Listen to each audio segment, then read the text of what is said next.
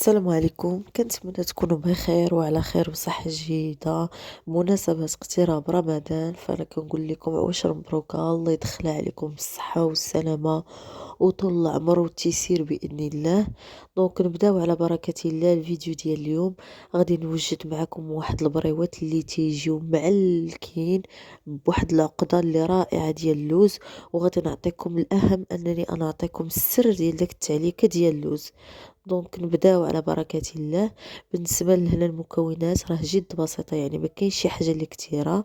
هنا ديجا طحنت اللوز كيف كتلاحظوا، ديجا طحنته، درت عليه سنيدة وطحنته مزيان. دونك كي كتشوفوا على هاد الطريقة غادي نضيف عليه واحد نص كاس ديال الزهر، غادي نضيف عليه 2 معالق كبار ديال الزبدة سونطرال. من الأحسن أنها تكون نوعية جيدة، هكا كتعطي واحد المذاق اللي هائل في العقدة. عندي قبيصة د الملح اللي تصحيح الذوق، وهنا عندي نص معلقة ديال الكوزة. دونك هادو هما المكونات ديال هاد العقدة ديال اللوز. نخلطو مزيان هداك العقدة مزيان حتى كيدخل معاها داك الزبدة. دونك كيف كنقول لكم من الأحسن أنها تكون الزبدة سونطرال، راه كتعطي واحد المذاق اللي هائل. غنخلطو مزيان هادوك المكونات كيف كتلاحظوا. وهنا غادي نوريكم واحد السر ديال داك العقده اللي كتجي فريمون معلكه. فوا كتذوقي داك اللوز ولا المحنشه كتحسوا بها انها معلكه. دونك الطريقه هي هذه. من الاحسن انك تعلكيها مزيان، يعني ماشي غير تطحن اللوز صافي وندير ليه نسمو ونكورو، لا هذا هو الغلط اللي كيديروه الناس الاغلبيه. مي الناس اللي كنعرفوا نخدموا اللوز وهذا راه عارفينها. دونك راه خصك تعلكي مزيان. راه هنا تقريبا عطيت واحد ربع ساعة وانا كنعلك هاديك العقدة، يعني حتى تبداو تحسوا بها انا صافي رطبات، يعني ولا ترطبة بزاف. دونك هذا هو السر ديال التعليكة، يعني ماشي غير نطحن اللوز صافي ونسمو ونكورو ونديرو في البريوات، لا نعطيه حقه في انك تدلكيه مزيان وتعلكيه مزيان داك العقده. هكا كتعطي واحد الطعم معاك وكتعطيك واحد التعليكه اللي زوينه. دونك كيف تشوفوا هنايا انا ديجا عندي الورقه تقريبا واحد كيلو وربع. الا كانت احتاجتني غادي ناخدها، غادي نزيد كتر. انا غادي نخدم الكونتيتي الاولى. كيف كتلاحظوا هنا الورقه كبيره، راه عاديه التقطيعه ماشي شي حاجه اللي صعيبه. دونك راه الناس عارفينها. غادي نقطعوها على 2، ومن بعد كيف كتلاحظوا هذه طريقتي كنحيد ديما الجوانب باش هكا ملي كنبغي نسد بالطحين يعني ما كنلقاش داك الجانب الاخراني قاصح شويه. دونك ما كنديروش ضروري كنحيد الجوانب باش هكا كتسهل عليا الخدمه. دونك كيف كتلاحظوا الطريقه اللي جد سهله. انا بالنسبه للعبار على حسب كل واحد، كاين اللي كيبغيها صغيره وكاين اللي بغاها متوسطه وكاين اللي باغيها كبيره. انا هنا تقريبا درتها متوسطه. دونك الطريقه ديال التقطاع ديالي هي هذه.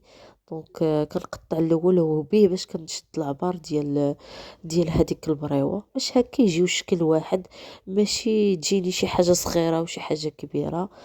دونك هذه هي الطريقه. غادي نستمر بهذه الطريقه. بالنسبه لدابا الورقه هنا انا تقريبا راه كان بحكم انه زعما كنخوي البوطاجي وداك الشيء. دونك كنحاول انني نخدم لو ماكسيموم ديال البريوات، يعني ماشي كنصاغ بوحده ولا 2 هكا كتعطلي. الا كانت عندك حاولي انك تخوي كاع البوطاجي وتخدمي. هذه الطريقه ديالي باش هكا كنسالي دغيا. يعني الا جيت نخدم غير وحده ولا 2 يعني غادي نتعطل بزاف. دونك طريقتي انني نحل كاع هادوك الورقة كاملين ونديرهم في البوطاجي ونخدم.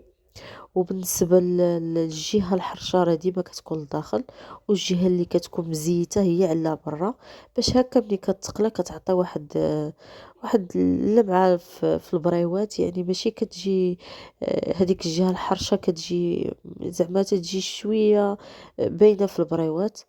دونك كيف كتلاحظوا على هذا الشكل. كنتمنى انكم تجربوا الطريقه ديالي، راها جد سهله وغادي تعاونكم انكم زعما واخا تكون عندكم كونتيتي كتيره ديال اللوز او الكاوكاو راه غادي تساليوها. دونك دابا كيف كتلاحظوا انا هنا راه ما كنعبرش العقده ديال اللوز. العبر ديجا شاداه في يدي، يعني كندير واحد الكميه تقريبا. نقدر نقول لكم ان هذاك العبار ديال العقده كيكون تقريبا ما بين 15 حتى ل20. يعني 20 راه كتجي شويه كبيره، يعني هنايا تقريبا راه غير 15. دونك كيف كتلاحظوا هذه هي طريقتي. يعني كنحاول انني نصاوب لو ماكسيموم ديال البريوات ونسدهم في نفس الوقيته، باش هكا كتسهل عليا الخدمه وكنسربي دغيا. بالنسبه لطريقه البريوات كاين اللي كيعرفها وكاين اللي لا، ماشي مشكل. اللي ما كتعرفهاش هذه هي الطريقه. كنتمنى انكم تجربوها وتعطيوني الرأي ديالكم اللي كيهمني الصراحة. دونك كيف كتلاحظوا كتجي رائعة وكتجي يعني مجموعة وانتم كيف كتلاحظوا الجانب الاخراني يعني كيجي مسطح عادي. يعني من الاحسن انكم تقطعوا الورقة على هذا الشكل اللي وريتكم. انا غادي تسهل عليكم. دونك كنتمنى انه يعجبكم الفيديو وتستافدوا منه وتعطوني الرأي ديالكم. دونك غادي نستمر معاكم بهاد الطريقة حتى نكمل هادوك البريوات كاملين. دونك كيف كتلاحظوا الاخر كيجي يعني عادي، ما كيجيش داك الورقه اللي قاصحه. دونك هادشي علاش انا حيدت الجوانب ديالهم في الاول، باش هكا كتسهل عليا الخدمه. دونك غادي نستمر على هاد الشكل حتى نكمل هذيك العقده ديال اللوز. وبالنسبه للناس اللي اول مره كيشوفوا لاشين ديالي فانا كنقول لكم مرحبا بكم. ما تنسونيش بواحد اللايك وواحد التعليق، ولما لا واحد الاشتراك، باش هكا يوصلك كاع الجديد ديالي ان شاء الله باذن الله. دونك جيسبر انه الطريقه ديالي تجيكم ساهله، بحكم ان هاد الوقيته تبارك الله الوقت تيولي غادي دغيا مع هاد المناسبه ومع الناس اللي كتوجد والله يسهل على كل واحد. دونك كنتمنى انه الفيديو ينال اعجاب ديالكم، وما تنسونيش عفوا باللايك فضلا وليس امر. وشكرا لكم على المشاهدة. كيف كتلاحظوا هنايا هما البريوات تقريبا كيجيو شكل واحد وكيجيو هماويين.